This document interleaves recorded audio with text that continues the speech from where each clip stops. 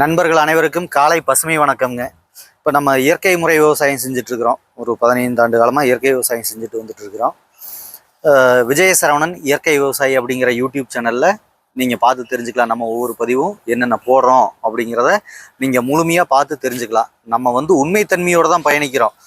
நம்ம போலியான தகவலாம் எந்த இடத்துலையும் யாருக்கும் நம்ம தர்றதில்லைங்க. எல்லாமே பயன்படுத்தி பார்த்துட்டு ஆவணப்படுத்தி தான் நம்ம ஒவ்வொரு பக்கம் சொல்லிட்டு இருக்கிறாங்க. அதனால ஒரு சிலர்லாம் கமெண்ட்ல போட்டுட்டு இருக்காங்க.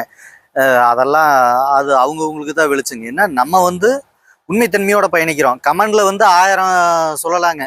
காழ்ப்புணர்ச்சியில அவங்க 1008 கூட சொல்லலாம். அதுக்கெல்லாம் நம்ம பொறுப்பு ஏற்றுக்க முடியாதுங்க. அதனால நம்ம நேர்மையா பயணிக்கிறோம், உண்மைத்தன்மையோட செய்கிறோம். அதனால நம்ம யாருக்கும் பதில் சொல்லணுங்கிற அவசியம் கிடையாதுங்க. சந்தேகம்னா தோட்டத்தை ஆய்வு பண்ணிக்க, நான் பண்றது இப்படிதான் அப்படிங்கிறதோட நம்ம நிறுத்திக்கிறேங்க. நம்ம இதை பாருங்க, பனம்பழ கரைசலுங்க. இதை பாருங்க, முழுக்க முழுக்க நம்ம பனம்பழங்கள்லாம் போட்டு இதுல லேயர் மாதிரி மேல ஆடை ஃபார்ம் ஆயிருக்கு பாத்தீங்களா, வெள்ளை கலர்ல. இதில் இருக்கிற சத்துக்கள் அபரிமிதமானதுங்க. ஏன்னா இது நம்ம கொஞ்சம் கொஞ்சமா சேகரிச்சு அதை ஒரு டப்பாவில் போட்டு வச்சுட்டு நீங்க தோட்டத்துக்கு கரைச்சு விட்டீங்கன்னா பயங்கர வளர்ச்சி இருக்குங்க. அப்படியே மனம் பார்த்தீங்கன்னு வச்சுக்கோங்க, அப்படியே கமகமன்னு இருக்குங்க.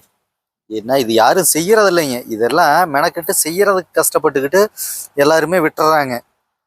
அதனால ஒவ்வொரு விவசாயியும் சிறப்பாக செய்யணுங்க. சிறப்பாக செஞ்சால் மட்டும்தான் நம்ம இயற்கை விவசாயத்தில் ஜெயிக்க முடியுங்க. இல்லைன்ட்டா கண்டிப்பாக தோல்விதாங்க. ஏன்னா இயற்கை விவசாயம் இன்னைக்கு லாபம் இல்லை அப்படின்னு ஒரு தவறான கருத்தை பரப்பிட்டு இருக்காங்க. அது முற்றிலும் தவறுங்க. இயற்கை விவசாயத்தில் லாபம் உண்டு. அது முறையாக நம்ம அட்டவணை போட்டு செஞ்சோம்னா மட்டும்தான் லாபங்க. இல்லைன்னா கண்டிப்பாக லாஸ் ஆகுங்க.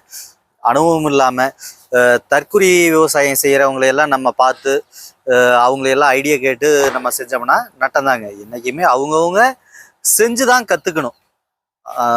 ஏன்னா உங்களோட மண் ஒரு மாதிரி இருக்கும், என்னோட மண் ஒரு மாதிரி இருக்கும். அதனால உங்கள் மண்ணுக்கு ஒரு மாதிரி விளைச்சல் வரும், என்னோட மண்ணுக்கு ஒரு மாதிரி விளைச்சல் வரும். அதனால எல்லாருமே அவங்கவுங்க மண்ணுக்கு அவங்கவுங்க தான் விஞ்ஞானி. நம்மளால் சொன்ன மாதிரி தான் நானும் அதைத்தான் சொல்கிறேங்க.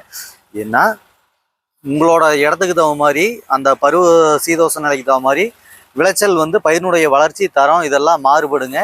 அதனால ஒவ்வொரு மண்ணுக்கும் அந்தந்த விவசாயிகள் தான் விஞ்ஞானிங்க. அதை தெளிவுபடுத்தி நான் மீண்டும் சொல்கிறேங்க.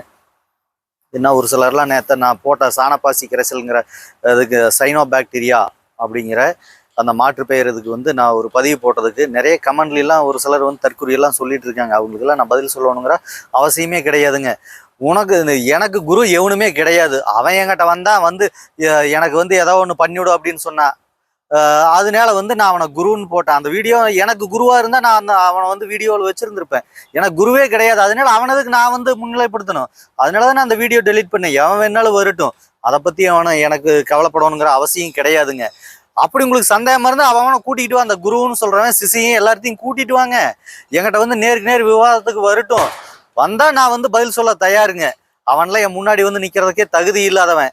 அவன்லாம் அந்த சாணப்பாசின்னு போடுறவன், அவன் லோகெல்லாம் என்கிட்ட எத்தனை தடவை ஃபோன் பண்ணி எத்தனை நாள் பேசினேன்னு நான் ப்ரூவ் பண்ணட்டுமா? அவன் அதுக்கு தயாரா? இதெல்லாம் அவனுக்கு தான் வெளிச்சம். நீ அவனோட கைக்கூலி. நீ அவனுக்காக நீ கமெண்ட் போட்டுட்டு இருக்கிறதுக்கெல்லாம் நான் உனக்கெல்லாம் பதில் சொல்லணுங்கிற அவசியமே கிடையாது. ஏன்னா நான் ஒவ்வொரு வீடியோவும் ஒவ்வொன்றிலையும் ஆவணப்படுத்தி இருப்பேன்.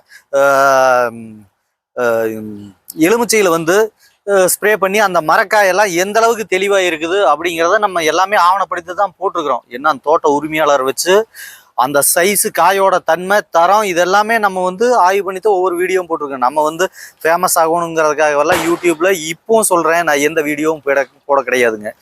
நான் முழுமையாக அதுக்கு பயன்படுத்தி ரிசல்ட் எடுத்ததுக்கு அப்புறம் தான் ஒவ்வொரு பதிவும் போட்டுட்டு இருக்கிறோம். நம்ம பயன்படுத்தாமல் அடுத்தவன மாதிரி எல்லாம் இதாக பாருங்க, இது முதல் தடவை நான் பயன்படுத்துகிறேன், இது மாதிரி நான் இது ரிசல்ட் கொஞ்சம் கிடைச்சிருக்குது, இது பார்ப்போம் அப்படின்ல நான் எந்த சூழ்நிலையும் வீடியோ போட கிடையாதுங்க.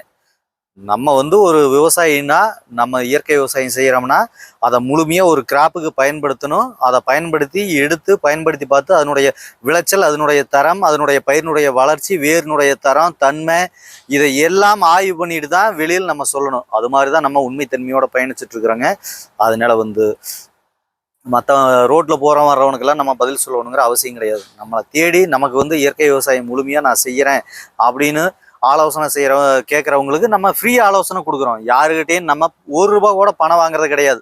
மற்றவனாட்ட வந்து நம்ம கார்பரேட் கம்பெனிக்காரன் கிடையாதுங்க. அவனாட்ட வந்து எல்லாம் நம்ம வந்து பணம் ₹500 கொடுங்க, ₹1000 கொடுங்கன்னு வாங்கிட்டு எல்லாம் யாருக்கிட்டையும் ஆலோசனை சொல்றது கிடையாதுங்க. என்ன என்கிட்ட ஆலோசனை கேட்டான், அவன்லாம் அவங்ககிட்ட நான் பணமே எவன்கிட்டையும் வாங்க கிடையாது. நீ எந்த இடத்துல வேணாலும் நான் ப்ரூவ் பண்ணுவேன். அவன் வந்து மல்லிப்பூவுக்கு எப்படி, ஆனால் எத்தனை நாள்னா எப்படின்னு அதையெல்லாம் சமாளிக்கிறீங்க அப்படின்னு அவன்லாம் என்கிட்ட கேட்டானா இல்லையா? அவன் கேட்டான். என்ன நான் எந்த இடத்துலையும் பொய் சொல்லணுங்கிறதில்ல. குரு அப்படி நான் சொல்றது பொய் அப்படின்னா அவன் குரு சிசியும் என்கிட்ட வரட்டும். நான் உனக்கு குருன்னு எனக்கு ப்ரூவ் பண்ணிட்டோம். அவன் சிசியன்ல நான் வந்து உங்கள்கிட்ட நான் வாங்கிட்டு போகல அப்படின்னு அவனு 2 பேரும் என்கிட்ட ப்ரூவ் பண்ணிட்டோம். இது உண்மைத்தன்மையோட நான் பயணிக்கிறேன். என்ன ஒவ்வொரு கரைசல்லையும் ஒவ்வொரு புதுவிதமான அனுபவங்கள் கிடைக்குங்க. அதனால வந்து நம்ம எல்லாம் பயன்படுத்தி பார்த்துட்டு தான் எல்லாத்துக்கும் வெளியில சொல்றோம். இந்த சைனோபாக்டீரியாங்கிறது வந்து பூச்சி விரட்டுங்க. பிஹெச்னுடைய வேல்யூ அதிகமாக இருக்கிறதுனால ஒரு சில பூச்சிகளை கொல்லும். அதனுடைய நீங்க வந்து தயாரிக்கிற தன்மை விதம், அந்த தண்ணியோட தரம் இதெல்லாம் மாறி இருந்ததுன்னா அதனுடைய ரிசல்ட் கண்டிப்பா கம்மியாக தான் கிடைக்கும்.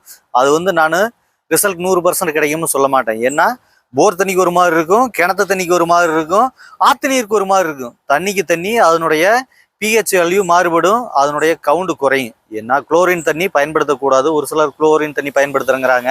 அதெல்லாம் தவறுங்க. குளோரின் தண்ணி எந்த சூழ்நிலையும் பயன்படுத்தக்கூடாது. குளோரின் தண்ணியில் நுண்ணுயிரி இறந்துடும். அதனால அதையெல்லாம் பயன்படுத்தக்கூடாது. கிணத்து நீர் பயன்படுத்துங்க. போர் தண்ணி பயன்படுத்தினீங்கன்னா அதனுடைய அளவுகள் வித்தியாசங்கள் மாறுபடும். அதனால வந்து இது குடுக்கியில நம்ம சைனோபாக்டீரியாங்கிற காங்கேயம் லிக்விடு பேர் மாத்தினது சாணப்பாசிங்க. இதுதான். இதை நீங்க குடுக்கியில பயிரினுடைய வளர்ச்சி அபரிமிதமா இருக்குங்க. இதுல மாற்று கருத்தே கிடையாது. ஏன்னா நான் தக்காளியில பயன்படுத்தினா தக்காளி சடையா பிடிச்சது. நான் வந்து பீர்க்கன்ல பயன்படுத்தினேங்க. பீர்க்கன் ஃபுல்லாவே 45 நாள்ல காப்புக்கு வந்துடும். அதே மாதிரி ஒரு 30 நாள் காய்க்கும். 30 நாள் தான் நல்லா காப்பு வருங்க. அதுக்கப்புறம் அது டவுன் ஆயிருங்க, அப்படியே செடி பழுத்துரும். ஆனா நம்ம இயற்கை முறையில் பண்ணதுல என்னோடதுல வந்து காப்பு 45வது வந்த நாள்ல இருந்து 60 நாள் முழுமையா 110 நாள் நான் மொத்தமா அறுவடை செஞ்சேங்க. ஏன்னா இது அளவு கடந்த விளைச்சல் எனக்கு. ஏன்னா எந்த இடத்துலையும் பொய் சொல்லணுங்கிற அவசியம் கிடையாது. ஏன்னா இதெல்லாம் நான் வந்து என்னோட தோட்டத்தில் ஆய்வு பண்ணி தான் நான் இப்போ வெளியில சொல்றேன். அதை வந்து நான் வீடியோ போடல. அடுத்த தடவையிலிருந்து நான் கண்டிப்பா காய்கறி பயிர் பண்றேன். அதை வந்து நான் கண்டிப்பா வீடியோ போடுவேன். நீங்களே பார்த்து தெரிஞ்சுக்கலாம். எந்த இடத்துல நம்ம பொய் சொல்லி உழைக்கணுங்கிற அவசியம் கிடையாது. நான் உழைக்கிறேன், நான் சம்பாதிக்கிறேன். அடுத்தவங்ககிட்ட பணம் வாங்கி போலியை ஏமாத்தி வாங்கணுங்கிற அவசியம் கிடையாது. ஏன்னா